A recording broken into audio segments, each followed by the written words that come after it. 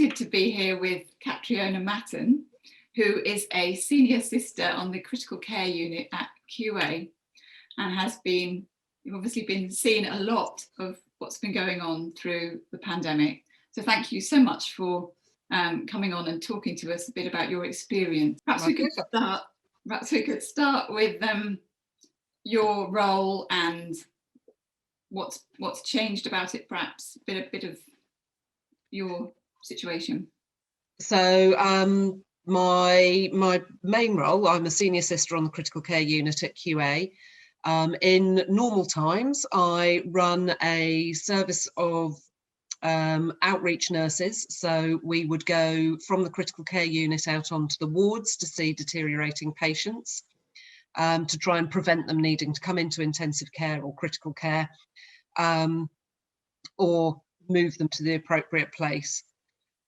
When the pandemic hit in both the first and second waves, my service was closed because we're all trained and qualified critical care nurses, and so our skills and services were required within the critical care unit due to the large increase in numbers of our critical care patients that we had coming through. So it's been from a work and professional way, it's been quite a strange year. Lots of shift swapping, changing from days to nights, lots of extra flexibility so that we could provide the best service for our patients and support for our other members of staff that we could. So it's been very strange. And then in the first wave, days off, very busy, queuing for food shopping and all the other things that everyone else was doing to fit in around hours and extra hours. So it's taken me back to my grassroots a bit from a nursing perspective, back to working full-time on the critical care unit, and challenging and very interesting. It's, I think, taught me a lot about myself and lots of the people that I work with as well. So what's it been like caring for COVID patients through this? I think when it was at its height, you almost just went into automatic. You didn't really have time to really think about it too much, especially when you were at work. As one of the senior sisters, each day when you went in, you were in charge of an area within critical care, and to provide the number of beds that were required, we expanded our service as every intensive care unit in the country did. So we were working in areas that weren't primarily designed for intensive care. We had people coming out of retirement, people coming back to work in intensive care who had moved on to other jobs, either within our trust or other trusts. We had nurses volunteering to come and work on intensive care from the wards, and a lot of our colleagues from the operating theatres came and worked with us. So it was, you almost didn't have time to really think about it, and you got on with it. It's been quite difficult because we haven't been able to do what I would say is in normal times would be just our normal care, but the nice things for patients, like being able to wash their hair, paint their nails, only for the ladies, not often for the boys.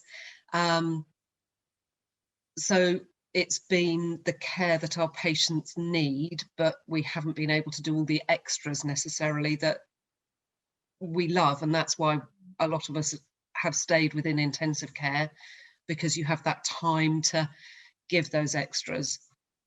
It's been very difficult because, of course, we've had no families visiting.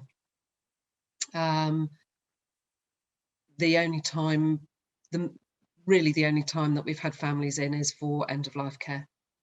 In the first wave, that didn't happen as well, which put a lot of stress and a lot of pressure on our junior nurses, our bedside nurses. So as a senior nurse, you're there to support them.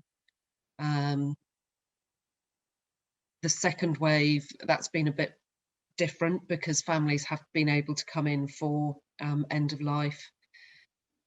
but only if they are, if the family members are well, asymptomatic. And of course, a lot of our COVID positive patients, it's not just them within their household that's had COVID. So some of the patients have had family members in other wards. Some have had family members who are at home unwell. So sharing information that has been quite challenging because it's all been done over the phone. And it's quite difficult sometimes for people to understand when they can't actually see what's happening with their family member, and all the monitoring and the tubes and everything. It's a difficult concept to get your head round when you can't see them. Sure. And yeah. trying to explain that to somebody can be very difficult. So that's been very hard. Looking after everybody else at work, so it's not just the patients you're looking after, each other as senior team members, making sure, you know, that we look after each other. We look after our doctors look after us, our physios, the people who, I said, have sort of put themselves forward to come and work in an area that's completely different.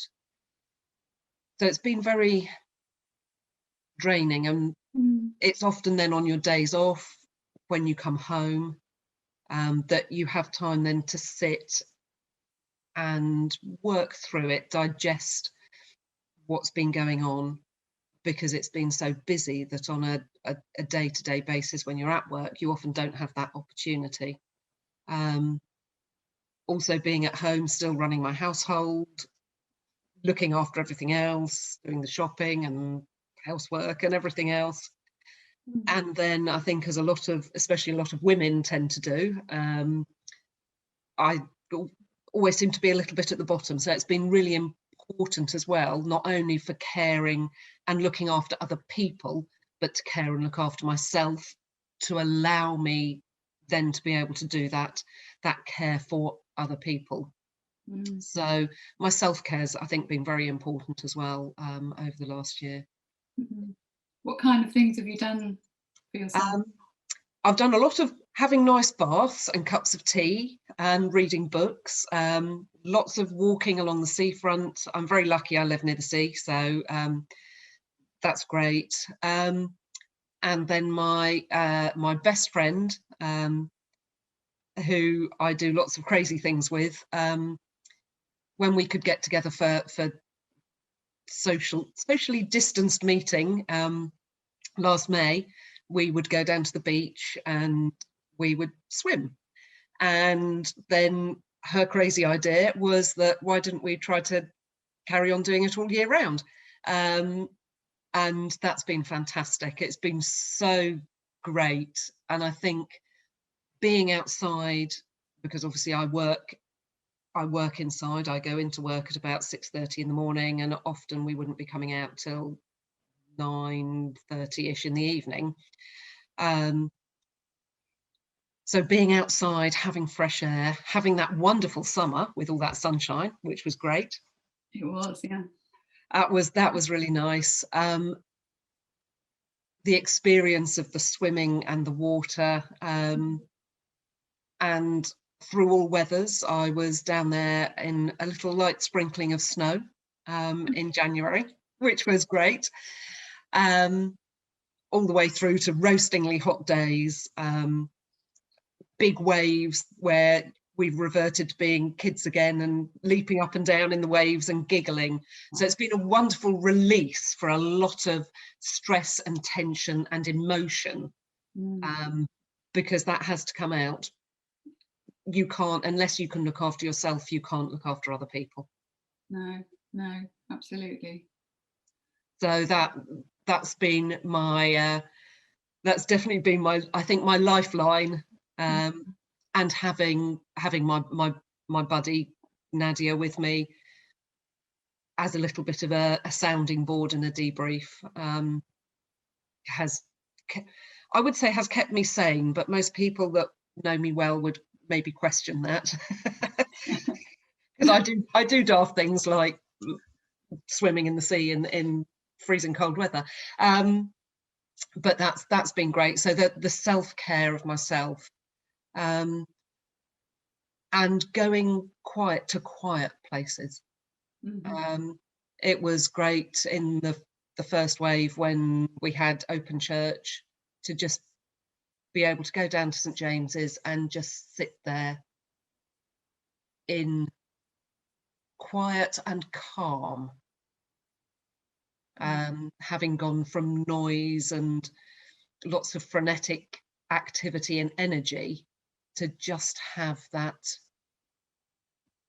calm peace that just was wonderful. It was so good. That was great. Yeah, I can imagine. Yeah. What was it like caring for people with all this PPE on?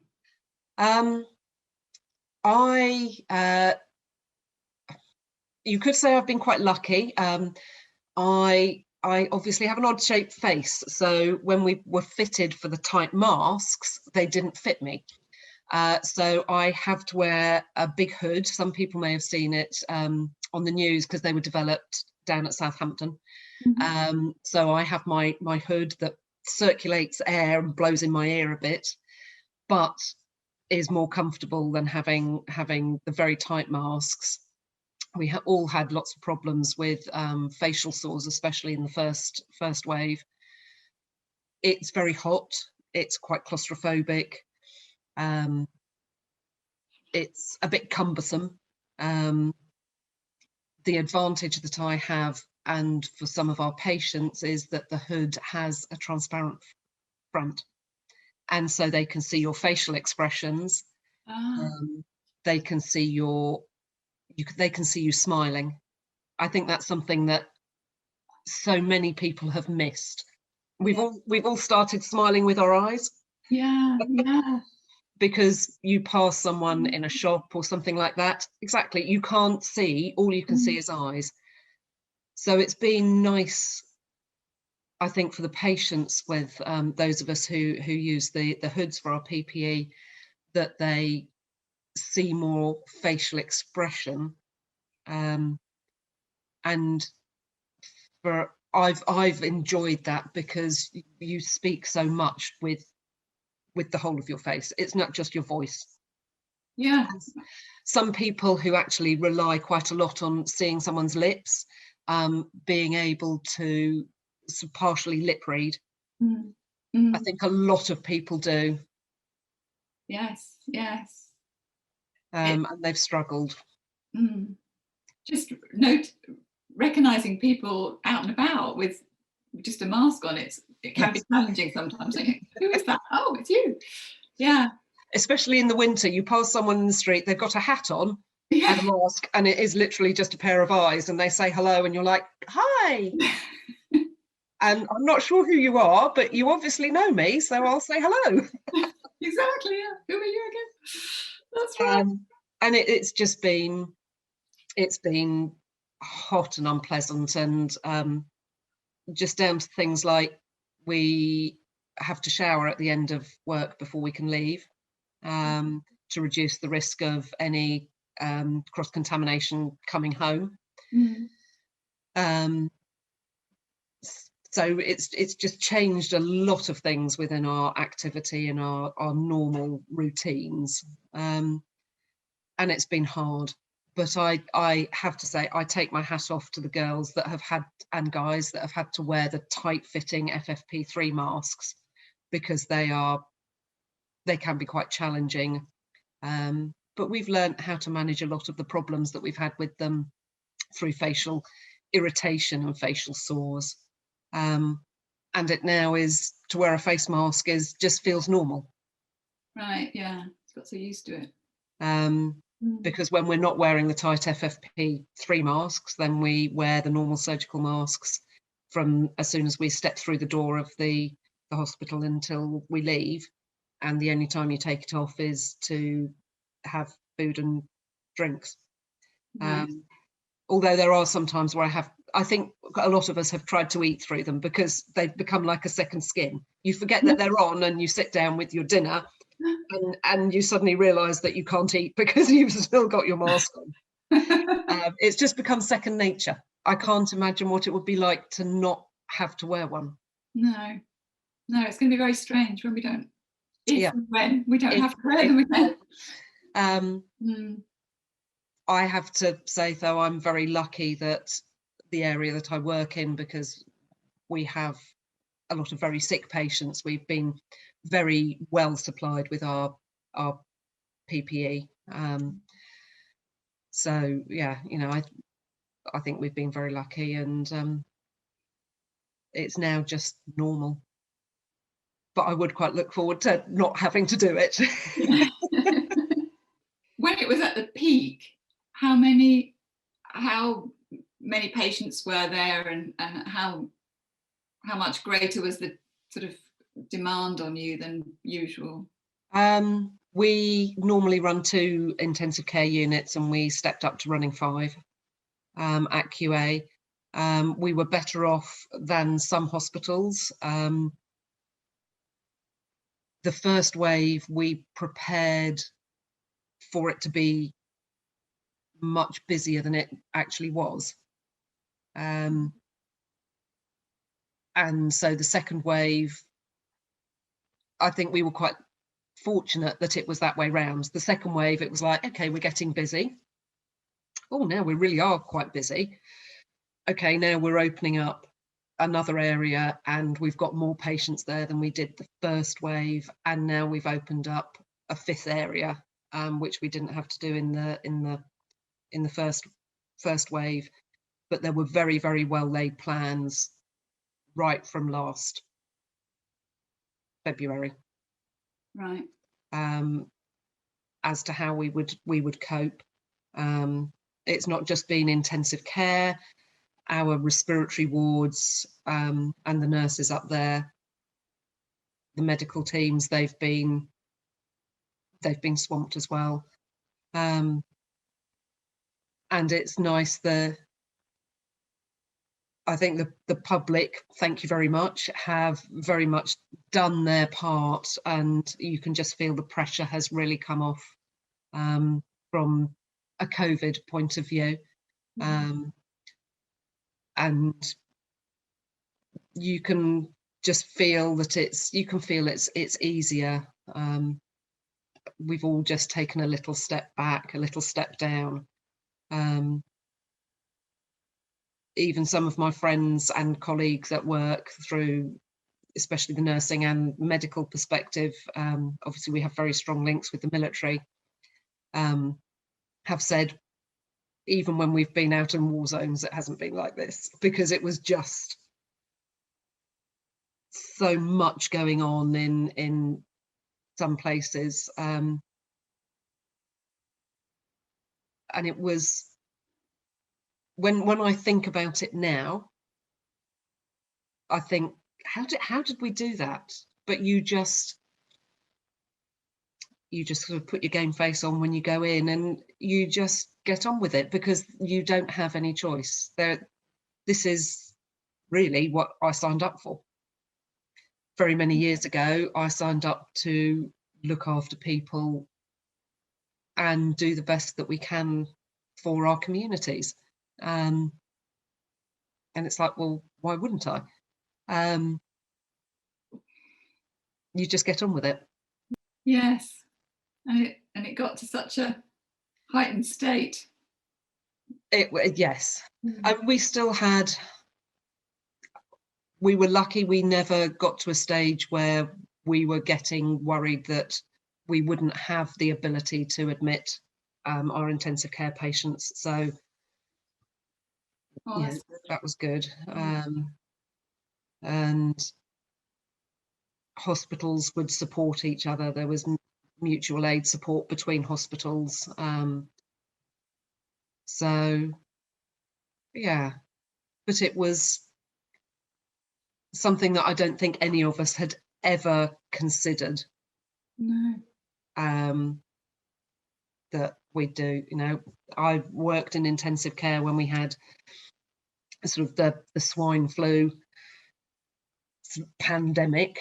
And now I look back and I think, we thought we were busy. Really? We thought we were busy? That wasn't busy. No. And I'm so proud of everyone I work with. They've just been amazing. You would have seen a lot of very difficult things, but Yes. what have been, you're talking about some of the good bits that have come out of it. What have been the bright spots? It's absolutely wonderful seeing patients get better, progress out from critical care onto the wards, and then when we hear they've gone home is just absolutely brilliant. It's wonderful. And a lot of that has happened to a lot of our patients. So that's really great. I was lucky enough to help take a breathing tube out of one of our patients' throats down here. And we got him all teed up, and he had a Zoom meeting call with his family in Canada, the US and the UK. And they were like, "Dad, you've got a voice. You've got a voice. That's great." You know, that was a wonderful thing. And we got him sat out in the chair, and he said, you know, "Does my hair look all right?" kind of thing. So that was great. Sometimes actually when patients don't survive, we had a lot of patients who died, but making that as dignified as you can, and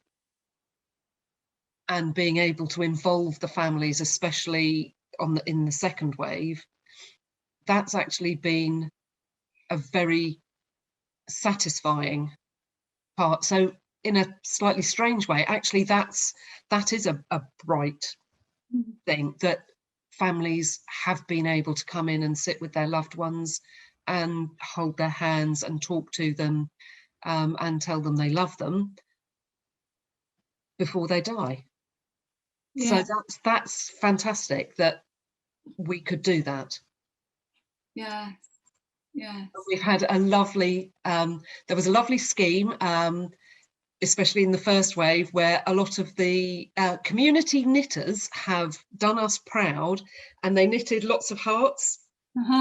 And with our patients, when they were, especially when families couldn't come in for end of life, we would give the patient a knitted heart in their hand, and the family would have a knitted heart, so that there was a bond between the two. Oh, that's lovely. So even something like that actually isn't very positive is very positive, because it's a lovely thing to be able to do. Yeah. So and being able to teach a junior member of staff how to wash a patient's hair, because actually, you know, we've got time to do it now. We've got 10-15 minutes, let's get this lady's hair washed. And the lady's like, because she feels so much better, and you feel more yourself. Being able to shave some of our chaps so that they look, and when they Zoom their wife, they feel that they're a little bit more themselves. Great things. I had held the phone up on speaker so that a wife could speak to her husband. He couldn't speak back, but I could say, you know, he's nodding, he's mouthing a message that could lip read and tell them what it was. That's brilliant.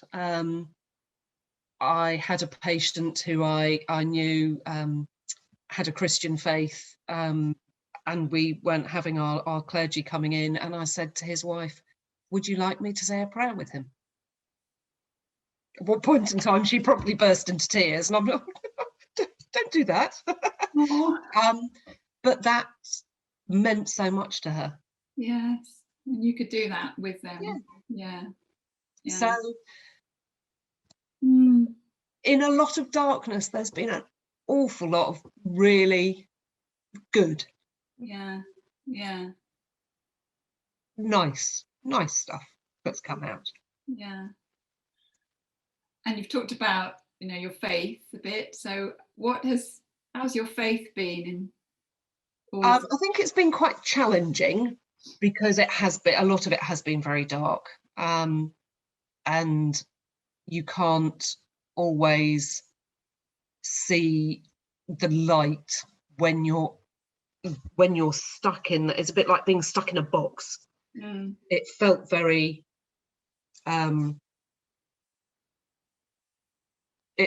very dark on some days, and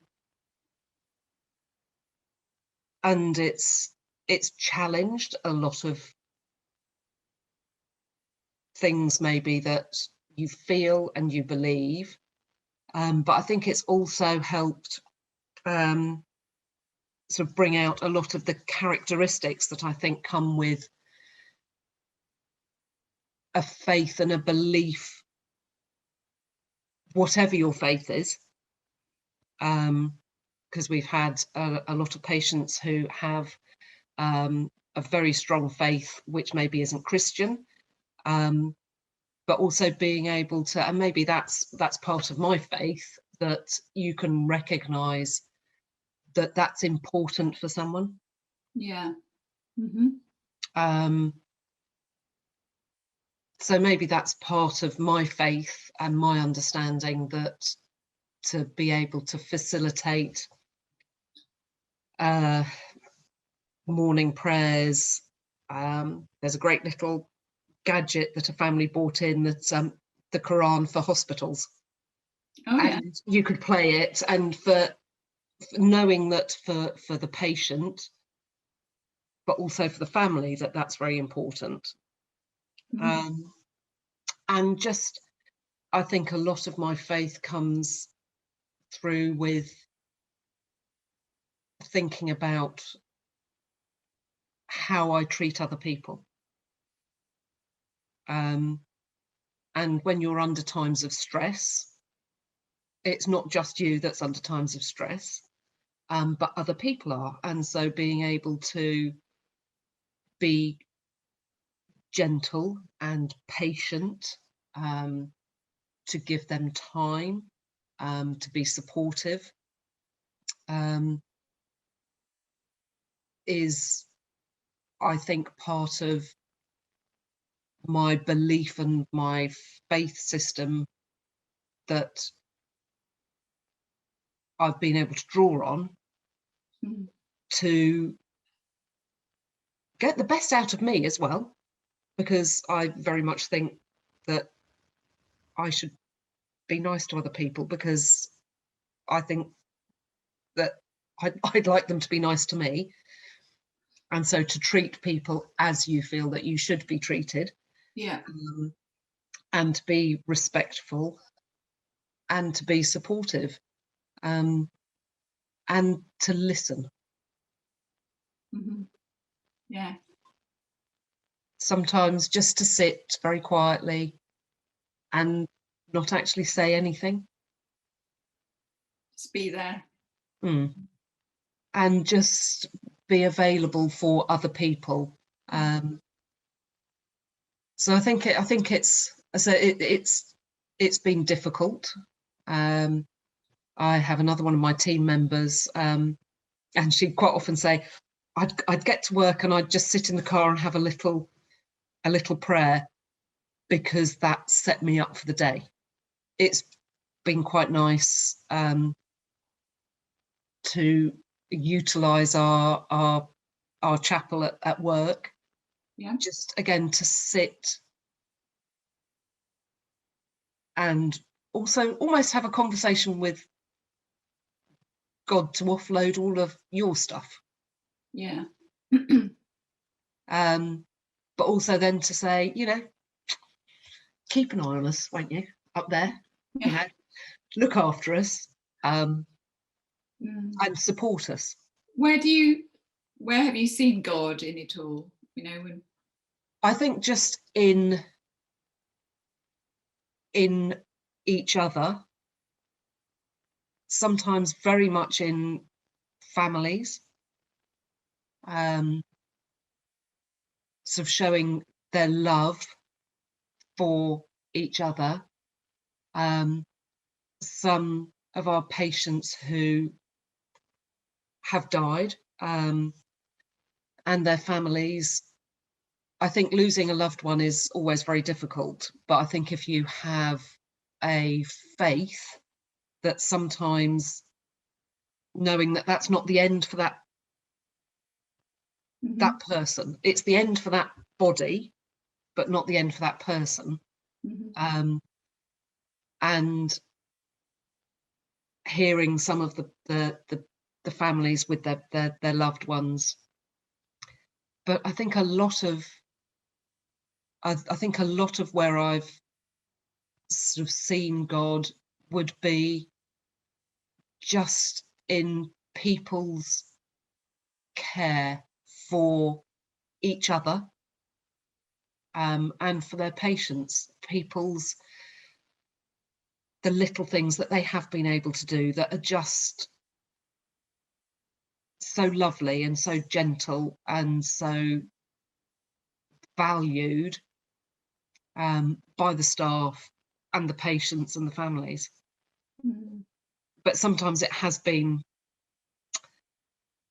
difficult, and it has been very challenging sometimes. It's often those little things that make the difference, isn't it? The small acts of kindness that. Yes. I lost my mum over 20, nearly 29 years ago. It is over 25 years ago, and I still remember the nurse's kindness when she was dying. And it was a very simple little act of giving us the number to the kitchen door so we could go and make tea and coffee whenever we wanted. And it's ridiculous, and I still remember that because it was such a lovely thing. Then she was like, "Don't tell anyone else. This is the number, so please go in whenever you." And that was so kind because she didn't have to do that. And I think kindness within the community, the kindness that we've been shown by the community has been amazing, lovely. The support. We had a couple of weeks ago, it must be now, we had a lovely, enormous, great big box of fruit, which I have to say was great because it wasn't cakes and biscuits and things, from one of the local schools. And the children had they'd drawn us pictures and written little letters. So just a couple of little notes. And what we actually did, one of our nurses suggested this, we photocopied them and then we wrote back. Oh, lovely, yeah. But that was great. There was one of the local roads that had sent up some gifts, things like hand cream. I love people that have sent in sort of almost like little welfare packs for us. And again, all their children in the road had drawn pictures, and we've put them up on the notice board because they lift your spirit and they lift your mood, and they remind you actually that in the end everything will be okay. Everything will work out. It will go to normal. I don't know if that's going to be the normal that we had before, or if it's going to be a new normal.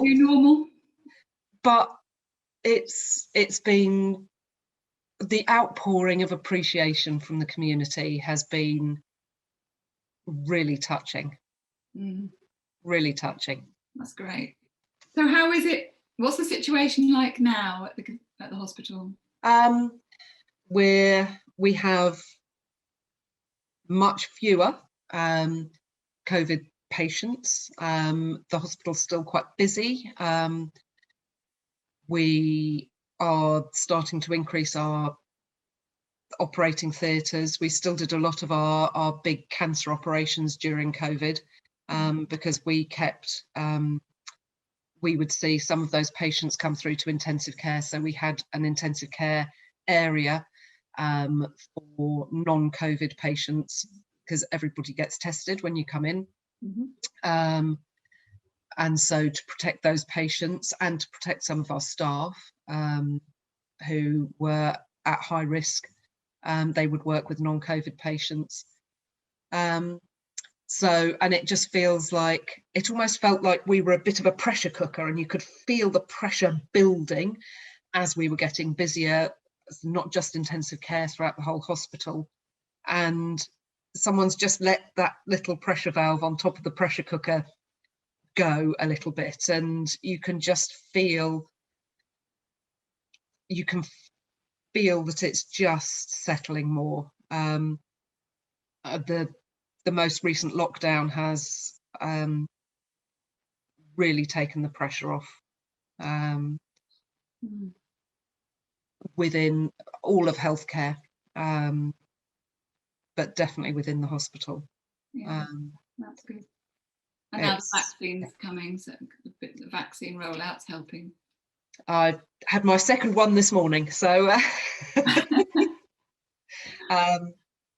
and that will, and the good news of things like nursing homes being able to open up, at least to a visitor, I think is great. It's been, I think we have to remember that it's not just the hospitals that have really been suffering, but also things like nursing homes, carers at home, caring for a loved one, but have lost some of that support because it's just not available at the moment. So yeah, hopefully things will change a little bit, and I think maybe taking it more steadily, more gradually this time, hopefully, from what I understand, from what I don't have a secret sort of squirrel meeting with old Boris, but what I understand from what they're saying is that the theory is that as we take it more gradually this time, that hopefully we won't have a big third peak, a third wave. I think the infection rates will go up again, but I don't think they'll go up or I'm hoping they won't go up to the degree that they did. Right, yeah. Let's hope not. And we can't live, society, the world can't live on permanent lockdown. No, exactly. No. So we have to find a way to move forwards and to make this work. But hopefully all the hard work that everybody out in the big wide world has been doing, and the vaccine and people just being sensible, we'll be able to get back to more activity and being able to do more things. Yes, it'll all add up. Yeah. I've got a grandmother-in-law that we haven't seen in it's about 15 months now. We saw her just before Christmas, not the last one, but the one before. Oh yeah. So yeah, because we used to go and see her about every 8 weeks, so every 6 to 8 weeks, because we had to take a weekend away. And then when I started, before the first lockdown, I said we just can't go, because I've been working with COVID patients, and the risk of me giving her COVID or introducing COVID into their nursing home was too great. So we chose not to go. And then we couldn't go. And then when we could start going, we booked to go, and then we couldn't go because they'd gone back down onto lockdown again. So everyone does. So that'll be really nice. And some of the girls, we've had nurses that have moved out from home into hotels to protect their families. In the first wave, I slept in the spare room, because that's what I felt that I needed to do to protect my husband.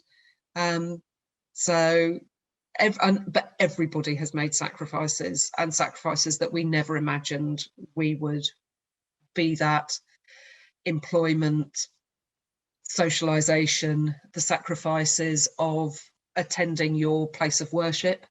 If you think how many of all faiths have missed on their significant religious celebrations. Absolutely, yeah, yeah. Over the last year. So, you know, everyone's made huge sacrifices, and hopefully that will pay off now over the next sort of few months. Yeah.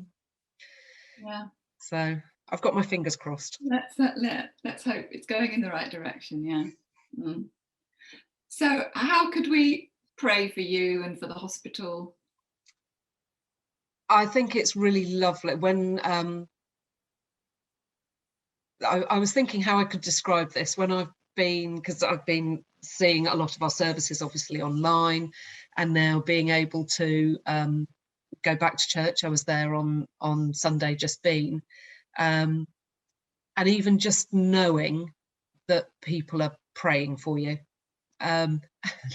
This sounds a bit daft, but how I described it to myself was, it feels like you're almost being given a big hug, because you know that people are thinking of you, that they're just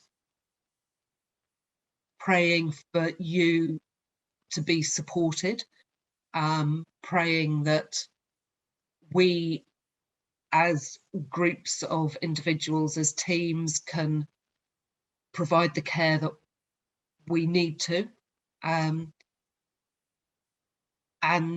so it's like being given a big hug by your community, but almost a bit of a hug from God. Mm-hmm. Which is lovely. That's a lovely way to think of it, isn't it? And I think just to hold each other in our prayers is so important. And whether that's, you know, when I pray, you know, obviously I say, you know, could you keep an eye on my family, and the people I work with, and the patients that I look after, and their families, and, you know, my church community, because a lot of our church communities have an older population, or a higher risk population. And it's just extending that love and that thoughtfulness, and knowing that you are in someone else's thoughts. And I think that's one of the really lovely things with prayer, that we don't have to give anything necessarily. It quite often sounds a bit one-sided, because let's face it, generally we are asking for quite a lot. But it's a really lovely thought that people, it's nice knowing that people are setting just that little bit of time aside to think of us, and to think of each other. And it then, for me, it just gives me a little bit more strength to be able to go and do what I need to do. And so it's just really nice knowing that people are holding you in their thoughts and in their prayers, and people that I have never met, I will never meet, but they're thinking of us. Yeah, you're kind of held by the prayers. Yes. Strangers, effectively. Yeah. And that's where that idea of that lovely great big hug, those big arms coming round, and hugging us and holding us and supporting us is just so lovely. I just think that sort of everybody, I read a lovely bit, one of our chaplains at work had a phone call from the Cambridges, just as a catch up. So that was really lovely. And it's nice just knowing that everybody's out there. So we lost one of our chaplaincy team to COVID. It must be about last April, May time, I think. Oh, quite early on. In the first wave. And it's just difficult. It's been, I think, the most challenging professional and personal time of my life. And as with everyone else, I'm quite looking forward to it being over, really. Yeah, I'm sure you are. Yes, we all love it. I'm sure being able to do things that we would all enjoy, you know, being able to do something like this but over a coffee. Yeah. It's great being able to go back to church for our services, but I think I quite miss that social support and that social contact, because it's a very caring community. I love the fact that so many people have embraced technology. You know, we've got our St James's Keep in Touch WhatsApp group, and although I don't participate in it an awful lot, it's great because it's kept me grounded in there is normal life out there, because it's the all ladies, it's the ladies group, and it's great because there'll be a discussion about what the weather's like today. And when I go for coffee and when I'm at work, I think, oh, there's weather outside. That's fantastic. So I just love the fact that that network and that community is still being supported. I think that's so great.